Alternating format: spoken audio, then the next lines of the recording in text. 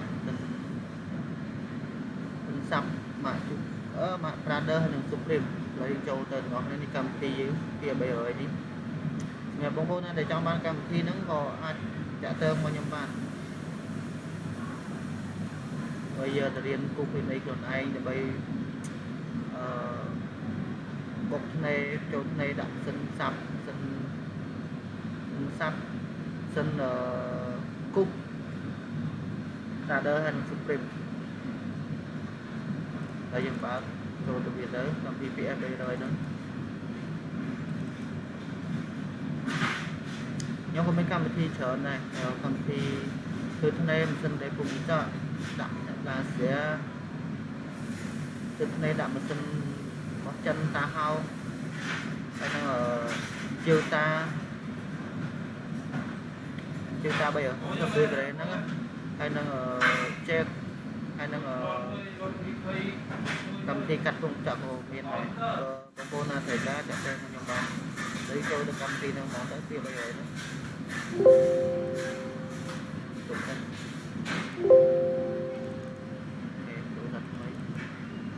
ឡូវយើងពីបងអត់ពីដំបូងមកជាជំនាញបងយើងត្រូវរើសបានម៉ាស៊ីនយើងសិននេះពុកម៉ាស៊ីនហ្នឹងយើងវាយដាក់វាធ្វើនោះធ្វើដាក់ម៉ាស៊ីនមកអីគេនេះខ្ញុំដាក់ 430D អញ្ចឹងវា full option វាត្រូវគ្រប់បណ្ដាទាំងអស់ចុចចូលទៅវាទៅអូខេវាទៅអញ្ចឹងបើយើងអត់ដឹងទេនេះដល់ចំណុចកណ្ដាលថងណាទៅតែនេះ00នេះគឺចំណុចកណ្ដាលហើយអញ្ចឹងយើងចុច shift ទៅចំចំណុចកណ្ដាលហើយអញ្ចឹងហើយកំណត់នេះគឺកំណត់កន្លោននេះខ្ញុំកំណត់ 1cm តែខ្ញុំបោះមើលកន្លោននេះគឺ 1cm យ៉ាង2កន្លោនគឺ 2cm នេះចាំស្មើនឹង 19.9 ជាងនេះហាក់ប្រហែលហើយចឹងឥឡូវកុំឲ្យយូរយើងចូលទៅគូបយើងតែម្ដងឥឡូវនេះយើងទៅមើលឡើងបេតុង running នេះវាមាន running មាន border នោះបានន័យថាស៊ីសាក់ running គឺរត់ឯងជើងមួយlại phíchនេះយើងអាចកំណត់វាហើយឥឡូវខ្ញុំកំណត់ថា2.50 2.5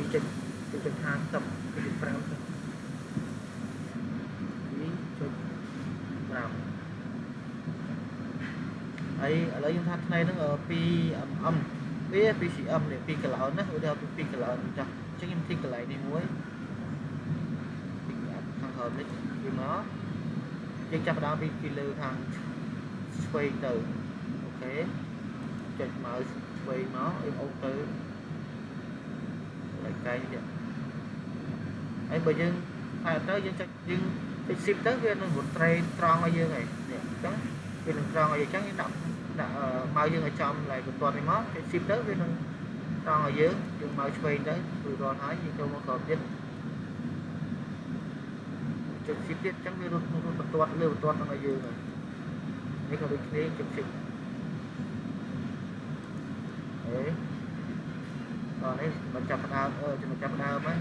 ដូច្នេះយើងត្រូវសាប់មុខតិចពី3បញ្ជុលចុច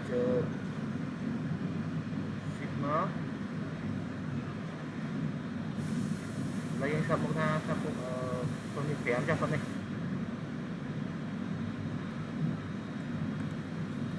ហើយមកចង់ផ្ដាច់អញ្ចឹងយើងមើលវារត់យ៉ាងម៉េច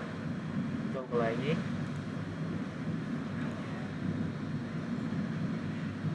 ឃើញទេអញ្ចឹងយើងបានថ្នេរ4ជ្រុងបាត់ហើយមានអីពិបាកបើសិនបើយើងចង់ថែមឬក៏ថយអញ្ចឹងយើងចុចអានេះគេឲ្យវាចុចកន្លែងតែចុចពណ៌ខៀវនេះមកឲ្យវាលុតពណ៌ខៀវអញ្ចឹងណាយើងចុចលើវាខ្ញុំចង់បន្ថែមដែរយើងចង់ទាញនេះឡាអក្សរ E នេះគឺឈប់អ៊ីនណាចេញបោះខ្មៅមកទាញវាបានយើងចង់ឲ្យវាឈប់ទៅណាឈប់កណ្ដាលនេះក៏បានដែរឃើញទេអញ្ចឹងចង់ឲ្យវាឈប់ទៅណាក៏បានដែរទាញវាដាក់កន្លែងដើមវិញមកប៉ុន្តែឲ្យបើសិនជាយើងចង់បន្ថែមយើង add font ណាយើងចង់មកយើង add font យើងទៅកន្លែងណាដែលយើងចង់បន្ថែមកន្លែង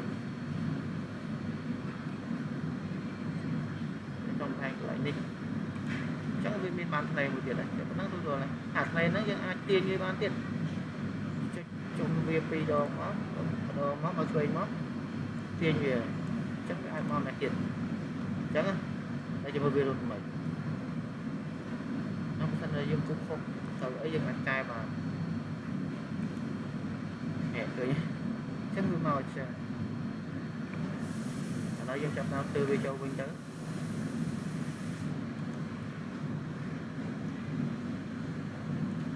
ពេលលឺវាមកចេញកុសខ្មៅមកយើងអូសវាទៅចំកន្លែងដើមវិញប៉ុណ្ណឹងគឺទោះហើយដើម្បីសេវវាយើងចុចនេះកន្លែង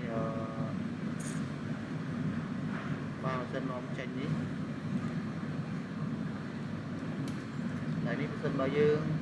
ដាក់ Prader វាបានហើយឃើញទេ Prader ISM ដើរ00អញ្ចឹងបើសិនបើយើងដាក់Supreme ចូលទៅlại Proceed មកយើងមើល file យើងនេះ file Supreme ទៀត ISMដើរ00នោះអូខេវាទៅអញ្ចឹងវានឹងរឹតឲ្យយើងរឹតក្បាលណាដែលយើងចង់ដាក់អញ្ចឹងយើងដាក់ក្បាលលេខ2 3មក output វាអញ្ចឹងនេះ output data to program number 2 3អញ្ចឹងបានថា file យើងបានហើយជោគជ័យហើយគឺលេខ203យើងទៅរកវានៅណាគឺកម្មវិធី Supreme ហ្នឹងខ្ញុំទុកនៅក្នុង Drive D អញ្ចឹងមកទៅ Drive D Supreme ហើយមក Supreme